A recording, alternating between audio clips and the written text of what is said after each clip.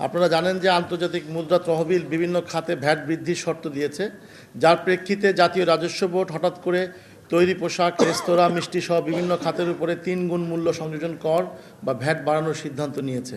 বিগত 2 বছরের বেশি সময় ধরে যেখানে উচ্চ মূল্যস্ফীতি বিরাজ করছে, সেখানে অন্তর্বর্তী সরকার করের আওতা না বাড়িয়ে কিংবা কর ফাঁকি রোধ করার ব্যবস্থা না করে অর্থ বছরের মাঝামাঝি সময়ে হঠাৎ 3 গুণ ভ্যাট বাড়িয়ে দেওয়ার উদ্যোগ নিয়েছে, যার সরাসরি প্রভাব পড়বে সাধারণ মানুষের উপর। এছাড়া দেশের ক্ষুদ্র উদ্যোক্তাদের উপর বাড়তি এই করের বোঝা চাপানোটা অন্যায় ও অযৌক্তিক।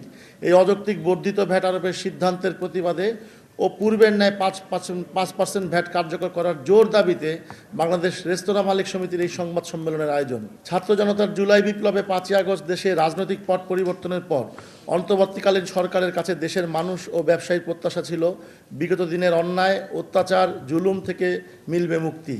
নতুন এই অন্তর্বর্তীকালীন সরকার দ্রব্যমূল্যের ঊর্ধ্বগতির লাগাম টেনে ধরবে ও মাননীয় প্রধান উপদেষ্টা ডাক্তার মোহাম্মদ ইউনূসের নেতৃত্বে এই সরকারের সিদ্ধান্ত হবে ব্যবসা বান্ধব ও ক্ষুদ্র উদ্যোক্তা সহায়ক। নতুন সরকার দায়িত্ব গ্রহণের বেশ কিছুদিন অতিবাহিত হওয়ার পরও বিগত দিনের প্রতিবন্ধকতা দিন দিন বাড়ছে। বর্তমান বাজারের নিয়ন্ত্রণহীনভাবে দ্রব্যমূল্যের ঊর্ধ্বগতিতে নিত্য প্রয়োজনীয় দ্রব্য ভোক্তার ক্রয় সীমার বাইরে চলে যাচ্ছে। বিগত 2 বছরের বেশি সময় ধরে যেখানে উচ্চ মূল্যস্ফীতি বিরাজ করছে, সেখানে জাতীয় রাজস্ব বোর্ড হঠাৎ তৈরি পোশাক, রেস্তোরাঁ, মিষ্টি সহ 43টি পণ্য ও সেবার উপরে মূল্য সংযোজন কর বা ভ্যাট বাড়ানোর সিদ্ধান্ত নিয়েছে, যাতে ওষুধ, গুঁড়া দুধ, সিগারেট, বিমানের টিকিট সহ অনেক পণ্য ও সেবার উপর বাড়তি মূসক ও শুল্ক আরোপ হবে। নিশ্চিত করে সাধারণ মানুষের জীবনযাত্রার উপর চাপ আরও বাড়বে।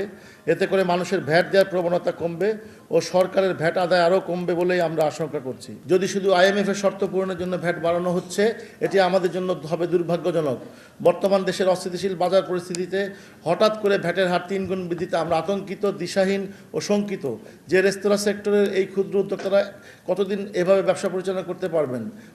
উদ্বেগের বিষয় হলো সরকার প্রশাসনকে উল্টো পিরামিড বানিয়ে যেভাবে ব্যয় বাড়িয়ে চলছে তা কোনোভাবেই গ্রহণযোগ্য নয়। বর্তমান সিদ্ধান্ত অনুযায়ী রেস্তোরাঁ ব্যবসার উপরে 5% থেকে বর্ধিত 15% করা হচ্ছে এবং সম্পূরক শুল্ক SD নামে পূর্বে আরও একটি 10% করের বোঝা সাধারণ মানুষের উপর চাপিয়ে দেওয়া হয়েছে।